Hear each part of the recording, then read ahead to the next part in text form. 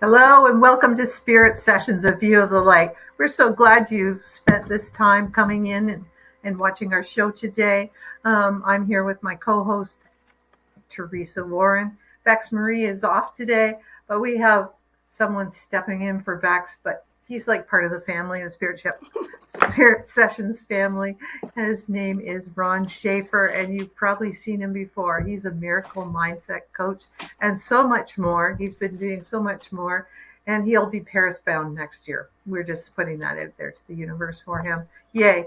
So, Ron, we would like you to talk to us today about the lies we tell ourselves or the beliefs we've instilled in our backgrounds, in our growing up, and just things we believe that are lies, and maybe explain how we can get out of that. And I think some of it's has to do with the Course in Miracles, maybe. I don't know. I'll let you explain that and sort of give us a little, update on you and what's going on with you. Well, yes. Well, thank you again so much for having me. Always a pleasure to be here with all of you. And so when it comes to just updates about me, I am a miracle mindset counselor. I am here to just be of service to really help people through my own intuitive gifts, as well as the spiritual principles of A Course in Miracles, to just help people to use not only the spiritual principles in a practical way, but also to help people into a life of ease and grace and flow. Because, like Abraham says, life is supposed to be fun. That's what life is all about. It's supposed to be fun. It's supposed to be exciting. And, today's topic really called out to me because as I was just reading what I had read, it was just talking about beliefs. And as I just looked at that word beliefs, in there is the word lie. And if you really think about it, we tell ourselves so many lies. But before we really get into that, let's look at what is a belief. Well, a belief, very simply, is simply a pattern of thought that you continue to choose. That's it. That's all that a belief is. It's a pattern of thought that you continue to choose. And isn't it wonderful to know that you can choose again? But see, this is where the real work begins. It's about choosing again. And all too often we think, well, because it's a belief, because it's this, I can't change it. You can change your beliefs. And it's not hard because, again, what's that? That's another lie you're telling yourself. Oh, it's so hard. Oh, it's so difficult. It's not hard. It's just different. It's different to choose another way of thinking after you've been thinking a particular way for, whatever amount of time.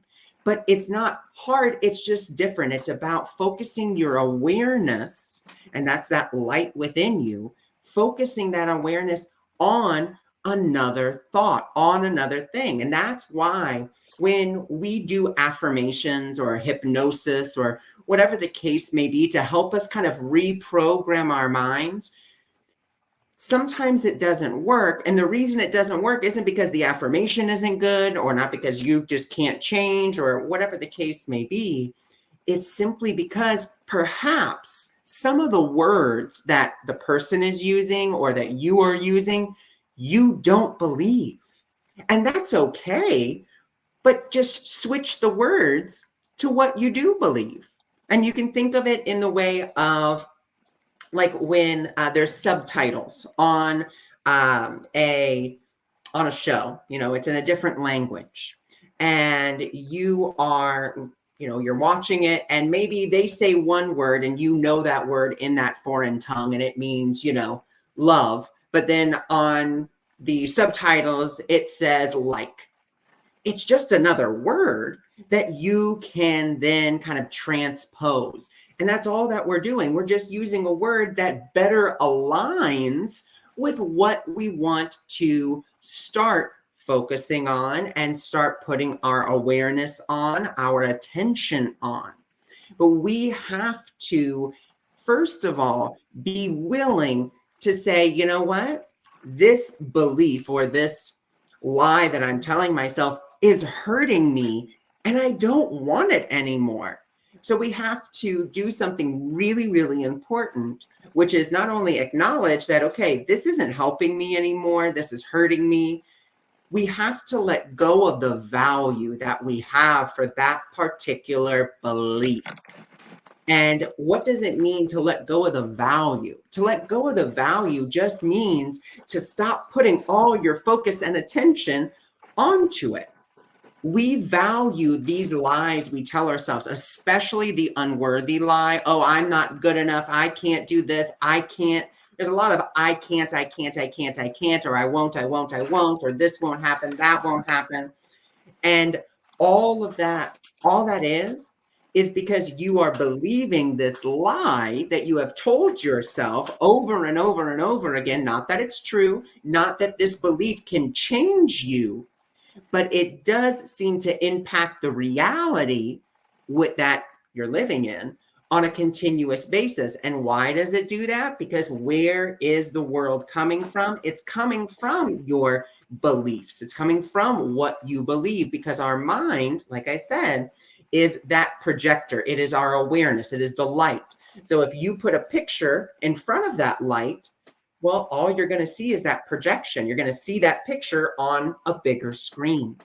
And that's what we've been doing. We've been believing these different thoughts and ideas for so long and putting them in front of that light, focusing on them, valuing them, and saying, yep, this is true. There's no other way to look at it. There's nothing else I can do. Life is terrible. Life is hard. This is this, that is that. But something that we can do is say, you know what? Do I really know that though? Do I really know that? Or is this just something that I have conditioned myself to continue to take as fact? And that's it. So just looking at it, but we are very apt, and this is something the Course in Miracles says, we're very apt to question the divine, to question spirit, but we hardly ever question our ego. We take what the ego says as the fact of all reality. Well, my ego said it, so therefore it's true. But you don't have to believe everything you think. I mean, there are certain things that you think that you know intrinsically. You're like, wait, this doesn't even make any sense. Why is this thought even there? Why am I coming up with this? Why am I making this story? Well, again, it's just a lot of blather from that little part of your mind that's saying, oh, you have to, oh, yes, oh, yeah, so forth and so on. And it's only talking from that place of the lies that you've told yourself, being, I'm not good enough, I'm not wealthy enough, I don't have enough, there's never enough, so forth and so on. But we have to stand up to that. We have to start questioning that and saying, okay, well, why do I believe this? Why do I keep choosing this? And is this what I want to continue to see in my life? If it's not, then great. What can I choose instead to focus on? What are the words that I can use? And it doesn't have to be from there's not enough money, I never have enough money, to I am wealthy, I am exuberantly, abundant. Because you're not going to believe that. You can't jump all the way across that cliff. Some people can, but a majority of people, they're like, no, I can't go there. And that's okay. You instead choose something that feels just a little bit better. So instead of, I have no money, how about instead, I am so happy and appreciative that I do have the money to pay for my lights to be on. Or I'm so happy and appreciative that I do have the ability to go to the store and buy some bread. That's just very small, but you notice what you're doing. You're saying you're happy and you're saying you appreciate instead of, no, I just have it. Well, you don't believe you have it. So therefore, you're not going to say, I have it. You're just like, you know what? But I can be happy and I can appreciate that I have the ability to go out and get this or to go out and get that. And if you can start that belief system going, if you can start that frame of reference to every time you buy something, I am so happy and appreciative that I have the money to purchase this. Then you can start to move to, wow, I am so happy and appreciative that not only can I buy this, but that whatever I'm buying, I'm actually so abundant that I'm paying, maybe 1/30th of someone's salary. Not only of the person who made it, the person who packaged it, the person who, came up with the idea. Right. I am so abundant. I am so wealthy that I am literally able to pay these people's salaries. Wow. And there's that shift. That's the shift you want, but it's incrementally. You don't have to do it all in one big fail swoop. Because I know for me, that was something that I tried to do. I tried to do it in one big fail swoop. Be like, oh no, I'm just going to listen to like I am wealthy meditations and I'm just going to do this and that's just going to be it. Well, it didn't work for me. And it didn't work for me because I didn't believe that I could ever get there. I had to look at the stories, the lies that I was telling myself about the past and saying, because a lot of our beliefs come from the past. They don't even come from the present moment. They come from the past or they come from the future. Hardly any of our stories, any of the lies we tell ourselves come from right here, right now. They normally come from, okay, well, in the past, I didn't have a lot of money. And therefore, that means I got to bring that story into the present moment. Well, guess what? No, I don't have a lot of money. And then I'm going to take that story and I'm going to bring it into the future. And guess what? Now in the future, I'm not going to have a lot of money. Why?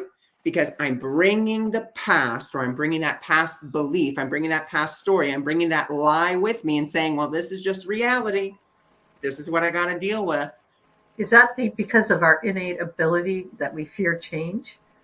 Well, it's not that we actually fear change. And I love that you brought that up, because it's not that we fear change.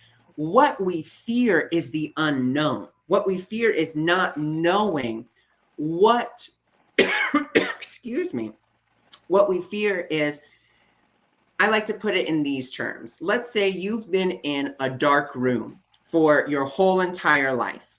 And every day you step on, an object of some sort.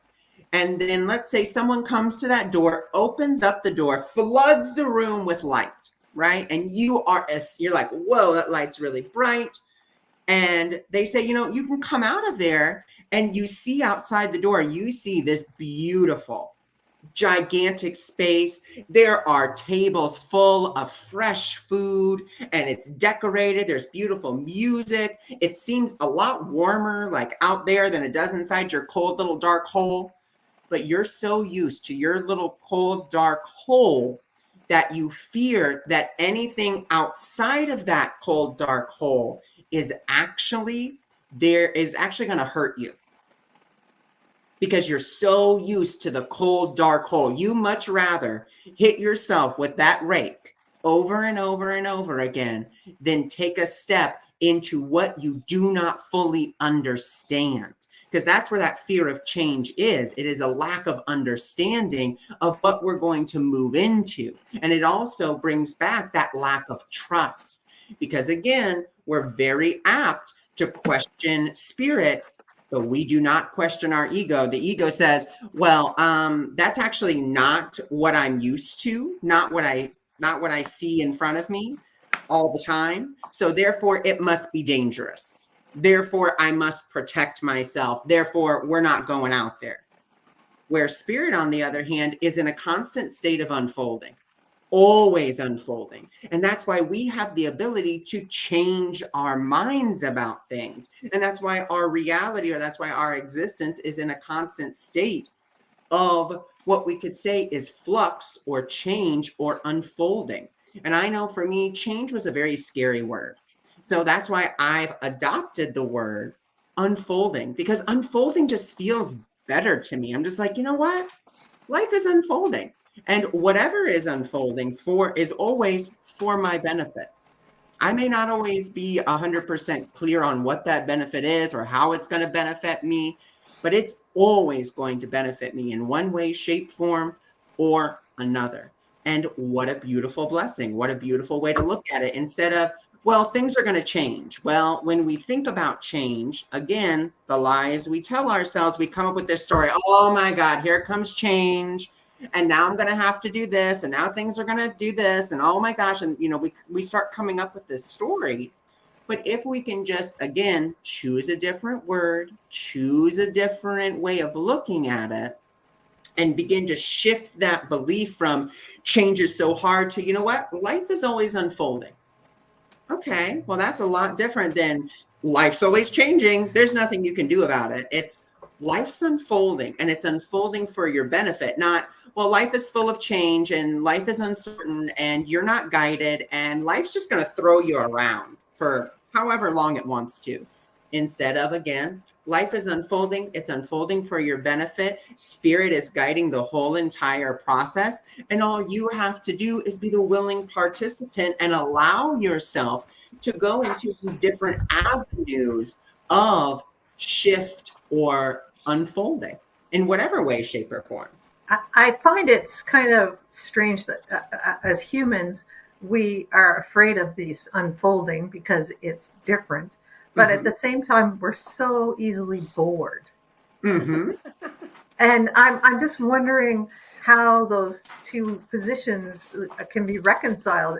Are we bored because we want change, but we're too tired or too stuck to get up out of the same old chair or whatever? I'm just kind of, wondering why so many of us are afraid of change when we spend our lives trying to fill our heads with something that keeps us entertained because we don't want to really live what's out there. But it's exactly that. We don't want to live what's out there. We want to live in this. We want to live in the dream or in the lie that we have made for ourselves instead of living in reality, which is 1,000,000 times better than living in the dreams that we want. We have a tendency, the reason we get bored so quickly isn't because, we have short attention spans or because of electronics or because of this or because of that. We get bored so quickly simply because we're not fulfilling our purpose, which is to be in that state of constant co-creation, constantly unfolding. And so we get into this little thing that says, okay, well, here's my belief that my life has to go in this exact order in order for things to, be right. And if things aren't going in that exact order, well, guess what? My hands are now going to cross. I'm going to cross my chest. I'm going to cross my legs. If I'll cross my eyes, my ears, everything else. And I'm not moving until everything works out the way I think it should. And that's where the divine, you hear that saying that says, when man plans, God laughs. He's not laughing and saying, oh, you're so impotent, you're so stupid. No, he's laughing because he says, you know what? I have something so much better for you. If you would just uncross one thing, I could show you the divinity, the prospects that are out there for you. But we are so ingrained in our own story and in the lies that we tell ourselves, our own belief systems, that we don't always allow the divine to show us what is truly possible. Because again, the reality that you see is based on the beliefs and the thoughts that you are constantly choosing and thinking. You have the ability in any way, shape, or form to shift or change those thoughts to something more beneficial. But again, that comes down to your ability to choose again. If you're getting bored, it's not about asking, well, why am I so bored? It's instead saying, okay, well, what's stopping me from unfolding into the next chapter of my life? Yeah. And then that would be, yeah, I'm seeing that a lot of people are bored but they're, consequently they're afraid of change, but I don't think they even look outside or even want to change one little bit. Mm-hmm. So do you have suggestions for those people? Like, what's one little baby step they can take to just sort of step forward? Is it changes in their routine, their daily routine? Like, I'm up at 7:30. I don't like to get up at 7, or no, like just changing even your your wake up and sleep schedule. Is that one of the little That things you can can do? definitely be something to help you to begin to shift from stuckness, if you will, from being stuck in the mud to really opening up your horizons to new possibilities. Because again, like you said, I want change, I want change, I want change. However, I'm afraid to actually make the meaningful shifts that need to happen to help that, to unfold in whatever way, shape, or form. So yes, changing small little things. And like you said, it is about baby steps. It's not about just jumping in full on. If you're terrified of jumping in full on, that's okay. Instead, you can take one step that still feels peaceful. That's my biggest thing. Like if you want to take a step, that's okay. And if you're scared to take a big one, that's totally fine. Then take a bite-sized step that still brings you peace. That's not going to necessarily throw you into a tizzy and be like, oh my God, I can't do this. Because guess what? I will tell you all the story of when I decided, you know what? I'm going to try online dating. And I said, oh Lord, here we go. And I was like, okay. And I had a friend of mine being like, do it, do it, do it. And I was like, I'm going to do it. So I put together a profile. I put it out there and I was like, okay, I am ready. I was not ready at all. I was absolutely terrified.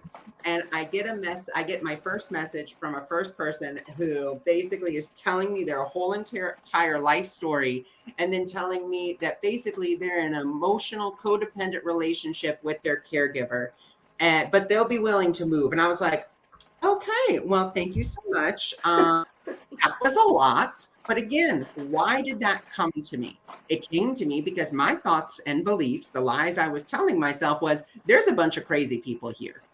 That's what I believed. That's what was there. And so then that's what got projected. And so I kept on, I was like, I'm going to keep on going. This is helping me to refine, like you were saying in the beginning, contrast. So this was a contrast. That's not what I want. Thank you so much for showing me that. And so again, happy, grateful, appreciative for seeing what I do not want.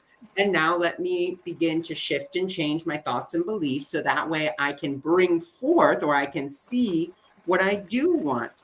And then I started to do so, but I was still terrified. I was still scared. So I would start to see little glimmers of hope and be like, oh my gosh, okay, like normal person, not talking about, leaving, caregiving, any of this stuff. Great, wonderful.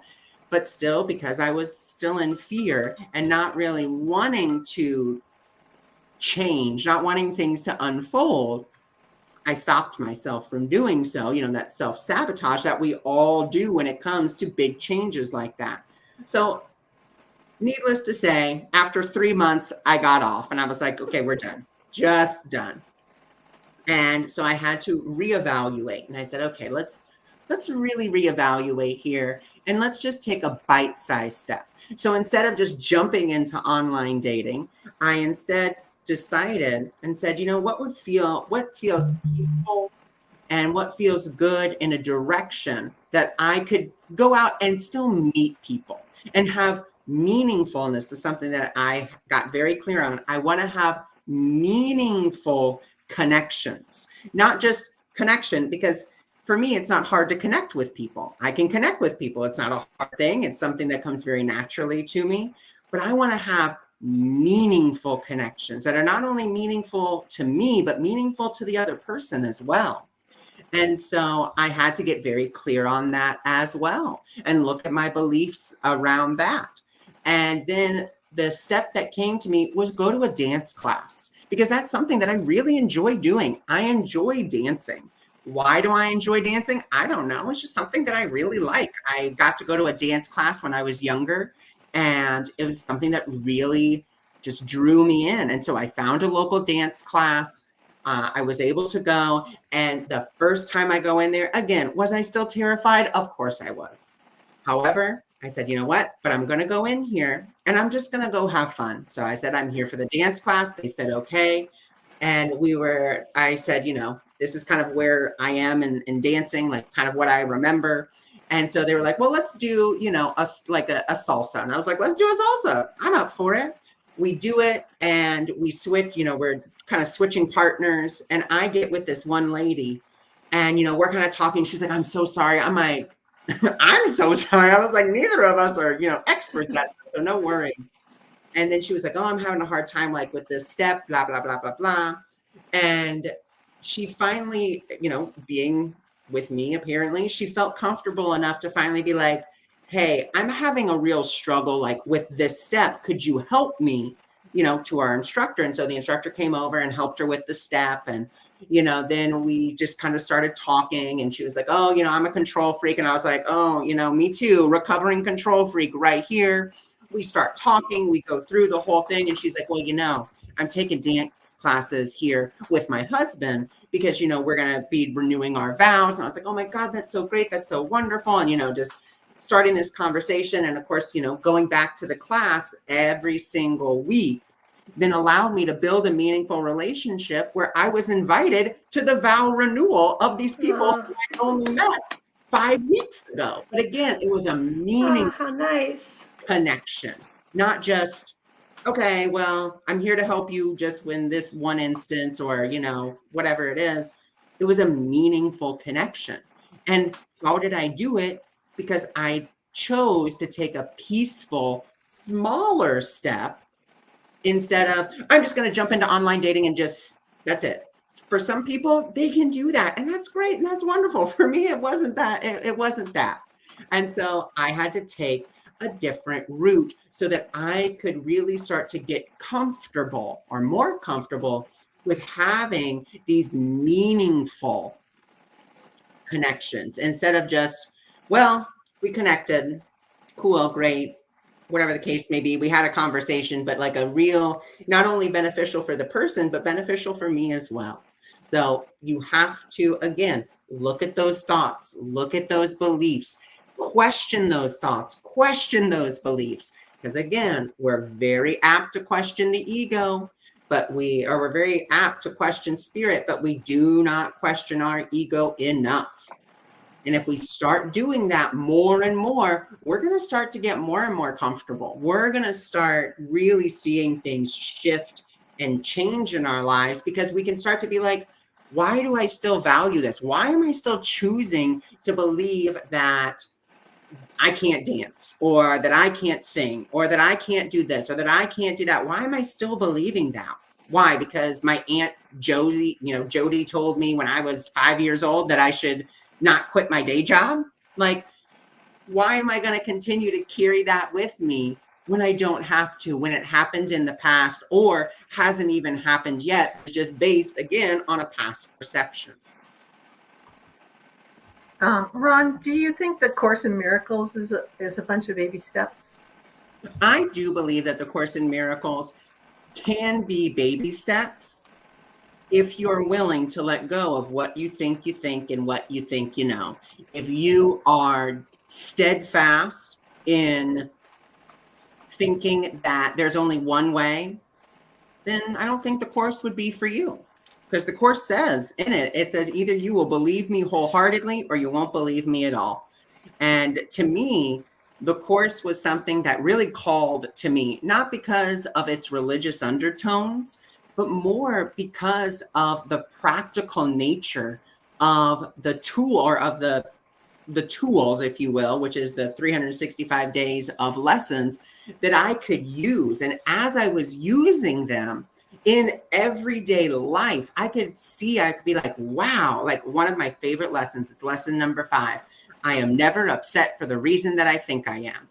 And just saying, okay, if I'm getting upset, well, I'm never upset for the reason I think I am. I may think I'm upset because I think that I didn't get $2 off on this, but really underneath that, I'm upset because I am seeing my belief that the world is unfair and that I am treated unfairly. But that's just my own thought and belief. That's what I'm really upset about. So let me dig there and say, okay, well, I must believe that the world is a terrible place. I must believe that the world is out to hurt me. I must believe that, all of this to be possible in order for me not to get this $2 off. Do I want to continue to believe that?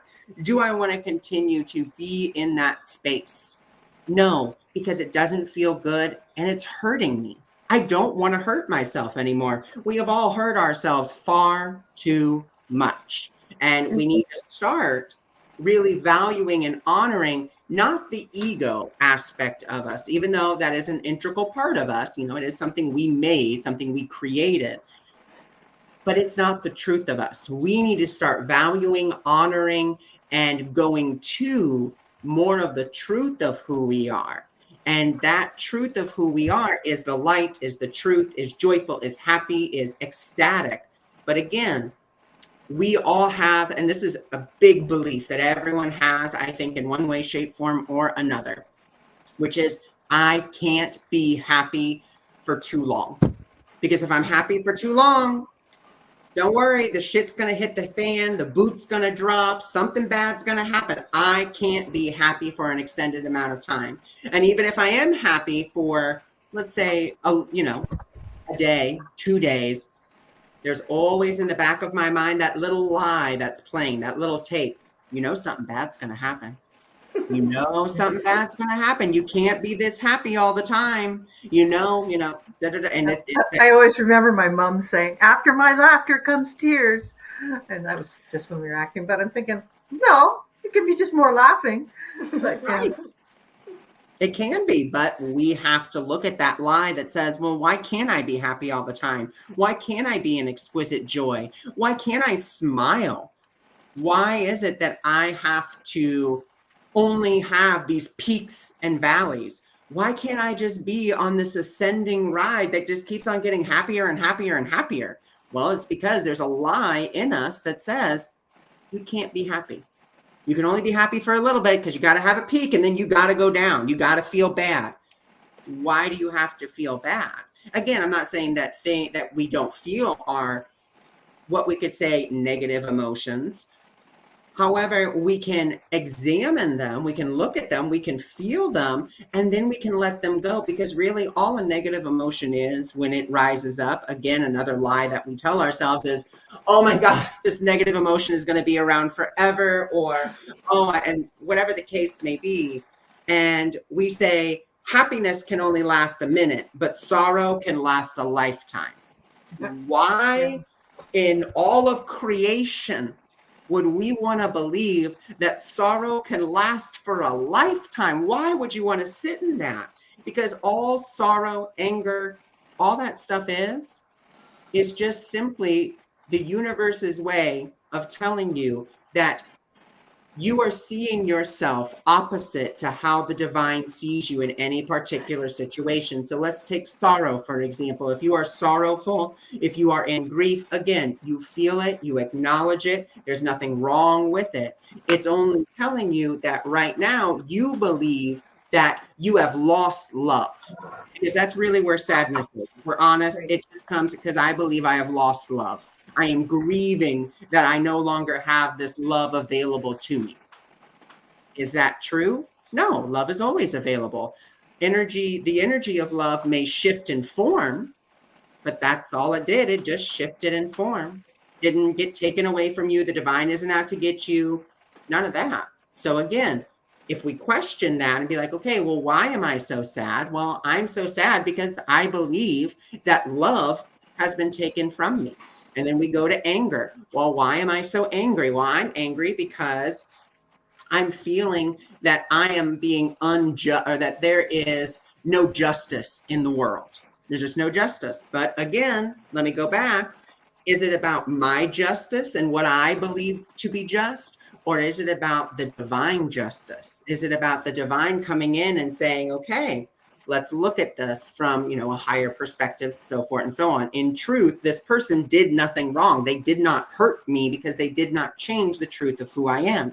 It doesn't mean that we don't do anything. It just means we're doing it from a higher perspective. We're doing it from a different perspective instead of one of base judgment based on you did this to me and now I will do this to you, because that's just attack and defense, attack, defense. That's it. We don't want to play that game.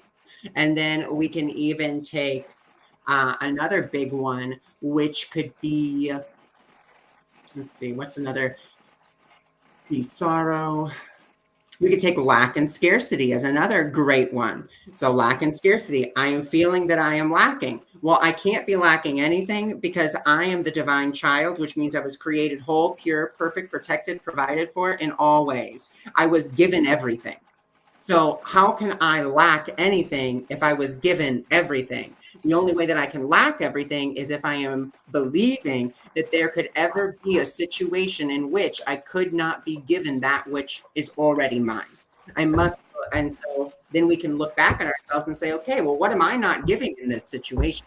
Because if there's something lacking, that means I'm not giving it. So what am I not giving in this situation in whatever way, shape, or form, be it love, be it attention, be it happiness, be it a smile, be it whatever it is. What am I not giving? What can I give in this situation instead of what can I take? What can I hold on to? Because this is mine. I can't let this go. Mine, mine, mine, mine, mine. We just let that go to the best of our ability. Again, it's not about being perfect at it, but it is about letting go of those thoughts and beliefs that do not serve you in a positive way. That's awesome. Thank you so much.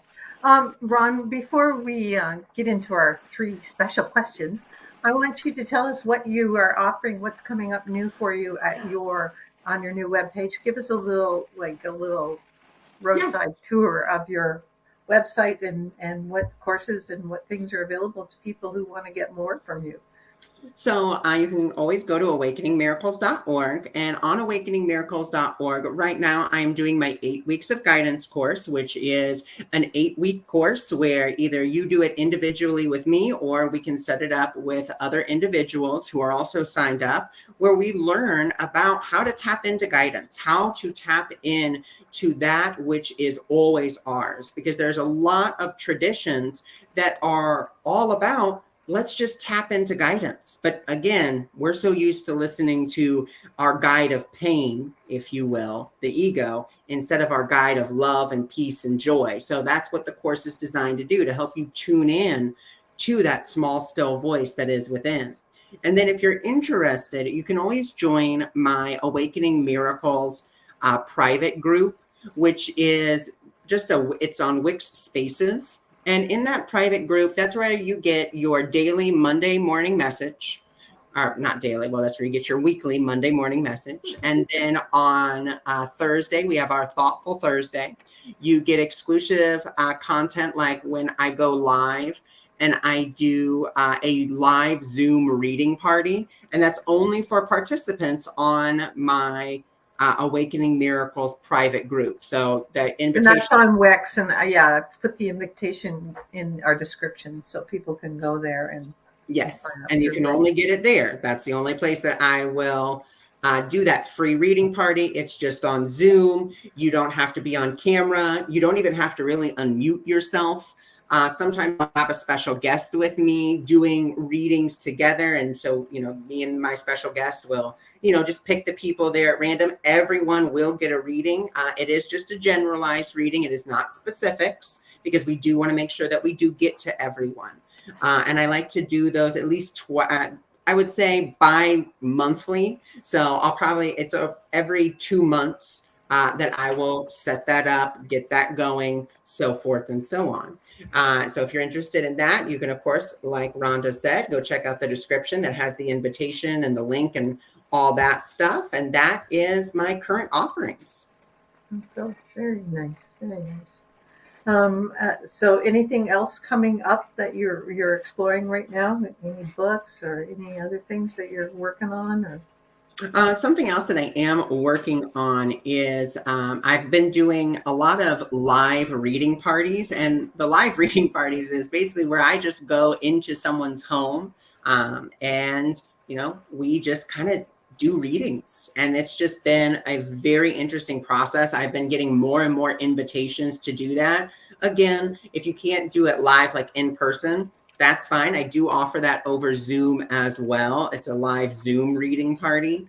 That's something that I offer. And then I am still in the process of working on my book, The Practical Mystic, which is just really about different ways of looking at different spiritual terms and how to apply them practically to your life. Because let's be honest, we've all heard the same tapes, we've all read the same books, we've all done the stuff, like we've heard everything, but we've never really put it into practical practice on a consistent basis. And that's what the book is really about. It's about breaking down, frequency, vibration, what does that mean? And then in terms that we can understand, and then how can I practically apply this to my life? Yeah, that would be excellent, because sometimes the words are mystifying to me. Like, what does that really mean? What are you really saying? Like, tell me how to do that. Yes. Like, that's it. Yeah, that's awesome. That's awesome. Teresa, you have some questions for Ron. Okay, Ron, since I know you're taking a dance class, I'm going to put that in there. You're dancing across the stage, and it's your turn to give a speech. What song are they playing for you? They are going to be playing "The Streets Are Made of Gold." Ooh. And how you would be shuffling, dancing, and all that, right? That would be more of that would probably come from the hip hop class. Oh, you can do hip hop. Oh my God, you're so good. That's so fun. I love that. So the next question is, what is your favorite sparkly gemstone right now? I am not currently working with any crystals right now. It's just none of them are necessarily calling to me. One that I would recommend just for people that I really started with and just fell in love with was selenite or citrine. Either one of those are really beautiful. And, both of them carry with them very cleansing and expanding vibrational frequencies. Yeah, I'm sitting over some right now. Beautiful truth. Yeah, I love you. You can't have enough selenite. I mean, it is such a beautiful, pure stone. I love it. It is. Third question is, have you seen any extra dimensional beings or UFOs recently? Not recently. What I will, I'll share this one experience that I did have. I was doing a meditation, just my normal meditation in my room, and got to a very, still peaceful place, got very happy. And then in my mind's eye, I did see a light person, if you will, just kind of an outline of a person bathed in light, come over and just stand next to me, kind of put their hand on my shoulder. And then just, feeling the warmth from that, the happiness from that. And then it just seemed as if it was like an endless row of light people just coming in. And I was like, I had asked, who are you? And I didn't really get an answer. And I was telling my mom about it. And she was like, well, maybe it's the pentatonics. And I was like, the Canadian singing group? I was like, and she's like, the pentatonics, the people who talk through you sometimes. And I was like, pentatonics. I was like, oh, you mean the Palladians? And she was like, oh wow, yeah. But I thought that was hilarious. And then a friend synchronistically had called me. She had gotten a brand new deck. It was Kyle Gray's Gateway activation deck. Oh yeah. Love it. And she had gotten that, and she's like, I want to practice on you, and I just want to see like what comes out for you. And the card that came out was the Venusian Council, and what she had, and literally the card looked like the people in my meditation. I was like, here it is. And then the next day I got another confirmation pulling another card from a completely different deck that also was Venus. And I was like, okay, so really beautiful. Wow. That's awesome. Yeah. That's really special. That's really cool. Yeah, all the higher love steps down through Venus to us. And Yes. So I could see what was happening to you. You're part of that connection now. It was beautiful, wonderful, wonderful thing. But I haven't necessarily seen anything physical as of yet. That was more metaphysical, and then just given signs and symbols in the physical that yes, it really did happen, and yes, this is who we are. Very cool. Yeah, way cool. I love that. Thank you for sharing that. I have the winner now. From Okay, every week we ask you to share out the show. We ask you to comment, and so we look back on those. So Rhonda does. We look back, and then we pick somebody intuitionally. And who came forward today was Mary Ellen Zimmerman. What you get, Mary Ellen Zimmerman, is the Avalon meditation, which is fun. I mean, you got Merlin in there, you got the Lady of the Lake, and of course a dragon. You know, it's going to be fun, and you're going to love it. So that's for you. Yeah. And anybody who we haven't sent the meditations, or if you haven't got them, just contact us through Spirit Sessions, or one of us through Bex or Teresa or myself, and we'll make sure we get those links, because sometimes there's a little bit of confusion. Let's just say that. We're good, but we're not that good. Thank you so much for having me. We have to have you again before you go to Paris.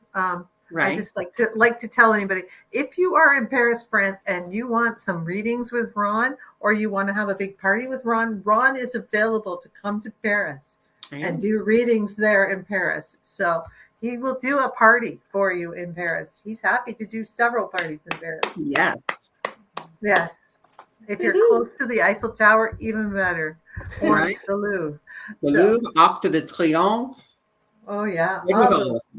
Yes.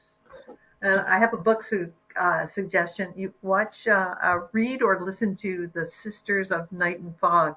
It's all about Paris during World War II. It was very interesting, too. So wonderful. I just finished reading that book. So when you started talking about Paris, I'm going, wow, this is like so many synchronicities this week. Wow. So very awesome. Very awesome.